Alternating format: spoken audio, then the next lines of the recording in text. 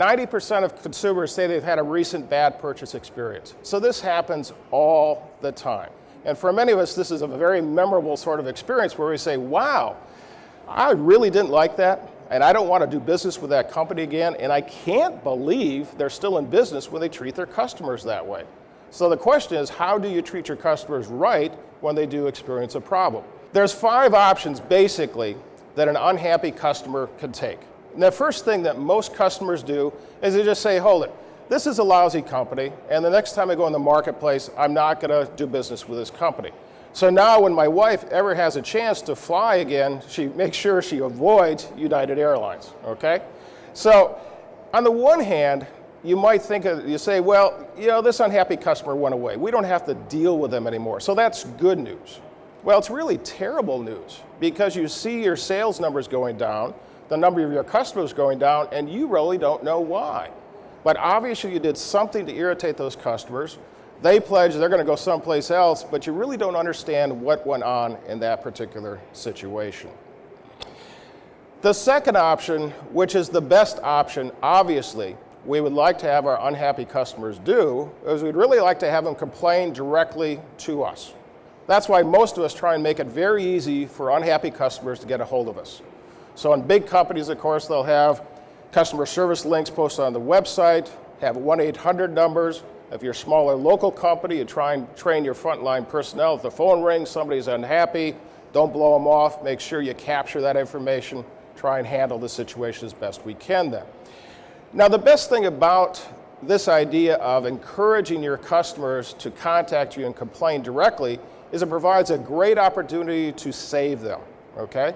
So if you respond appropriately, you can many times save that customer. Moreover, if you're really good at customer recovery strategies and really wow these unhappy customers, our research shows they are sometimes your most loyal customers. The bad news, when many customers who are unhappy try to contact companies to complain, is 71% of consumers think customer service reps aren't sufficiently trained, okay? So unfortunately, when we do take the effort as customers to reach out to these companies, sometimes the person who picks up the phone and says, hello, this is so-and-so company, sometimes they're not very good at their jobs. Now, one of my pet peeves in this country is that we treat customer service jobs as a high turnover, low paid sort of position. I think it should be elevated to a much higher position. So where students graduate from schools like Marquette with good degrees, that should be an entry-level job for them. These people should be well-trained to represent the company. Instead, 85% of consumers admit to swearing, shouting, crying, or hitting something in frustration when they contact customer service. I will admit I have sworn at people on the phone because they're that bad, okay? So that tells you many of these companies just don't get it, and they put the wrong people in those positions. Most unhappy customers never sue, okay? And we're a very litigious society. We like to sue everybody over everything. But the fact of the matter is, in most cases, consumers give up. They look at it and say, well, I'd have to hire a lawyer. I think this company I'm doing battle with has better legal resources, deeper pockets, I'm probably going to lose. So in most situations, although this exists as an option, in most cases, customers don't pursue it then.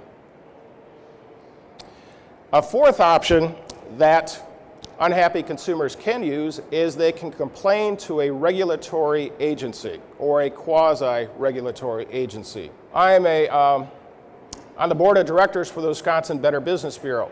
In addition to being able to check out the records of companies through the BBB, consumers can also contact the BBB and say, I've got a bad problem with a company, they have not responded to my complaints, and I want to file a complaint with you. What happens in that situation then, we feel that as the BBB, then we contact you as a business owner to say, look, are you aware of this situation? You've disappointed this customer, they've tried to deal with you, and it has not gotten resolved. Now, what we find in many situations, when we reach the business owner or somebody high enough in the company, usually they say, oh my God, I didn't know this existed. So it got lost down below in the company. Somebody dropped the ball, the customer complained to the BBB. When we contact upper level people, they say, my God, we got to take care of this. We'll resolve it then, okay? So if you face that sort of situation, please contact the BBB. The one thing that'll get you an F rating with the BBB is if the BBB contacts you and you do not respond. So all of our research shows there's 3 things basically that a dissatisfied customer wants.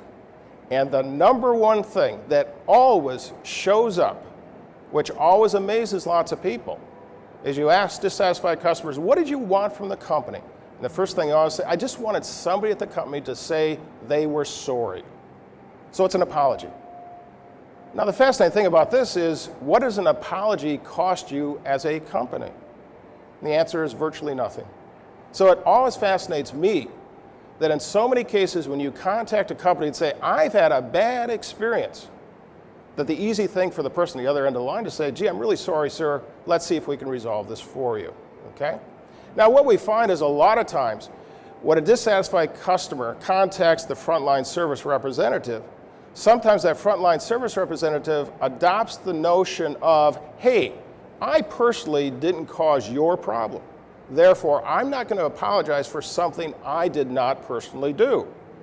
So the challenge is trying to turn that frontline person's attitude around to say, hold it, you are the face of the company. You're the voice of the company. You have to tackle any problem that comes your way. Even though you weren't the cause of the problem, please apologize for something that was done by somebody else in the company, okay? Now the classic thing that many of you are thinking, but hold it, what if we didn't do anything wrong? What if the customer's wrong in this situation? Their complaint is not valid and legitimate. Should we still apologize in that situation? That's a tricky one. What I typically advise is say, you apologize, I'm sorry you've had a bad experience. I'm sorry we've disappointed you in this situation. You don't apologize and admit perhaps you did something wrong. You just say, I'm sorry you're disappointed. I'm sorry you've had a bad experience. Now let's talk about what we can do in this situation. The second thing we find that is critically important in handling consumers' complaints is the speed with which you handle it is absolutely critical.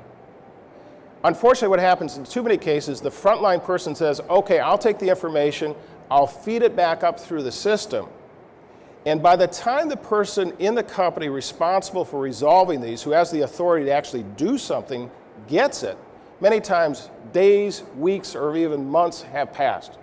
So what many consumers say is, I don't care what they say after a couple months, they've lost me. I am really angry at that point in time. The third thing, and notice this is third in the pecking order. What customers always say is, I want a fair amount of compensation, okay? Now we've done some very interesting research. We've done scenarios. Given a complaint situation, much like my wife's scenario with United, we've given it to consumers and say, okay, in this situation, what would you expect as fair compensation? We've also given it to industry customer service reps to say, okay, what do you think would be fair for your company to offer in this situation? And guess what? Consumers always are willing to accept much less than companies are willing to offer. Isn't that amazing? Because you talk to a lot of people and they say, hold it, these people are contacting me and complaining because they want to clean out the store. That's the phrase that's always used. They're just trying to take advantage of me. Are there some consumers like that? Absolutely, okay? But the vast majority of customers are very well intended. They say, I liked your company, that's why I did business with you. You disappointed me, I'm contacting you now, I'm hoping you can take care of it. And if you apologize, take care of it quickly. And usually what I recommend is asking them, okay, I'm sorry, what would you like to have me do to take care of this? Usually the customer will stammer for a second and say, well, let me think about this. Well, I'd be happy, in my wife's case, if you could ship the bag just back to Milwaukee. We'll go and pick it up at Mitchell Field, okay? But just get it back to us and we'll be happy with that. So if you engage the customer and ask him what's fair, in most situations you'll probably find that's reasonable. We don't mind expending that amount of resources to take care of it then.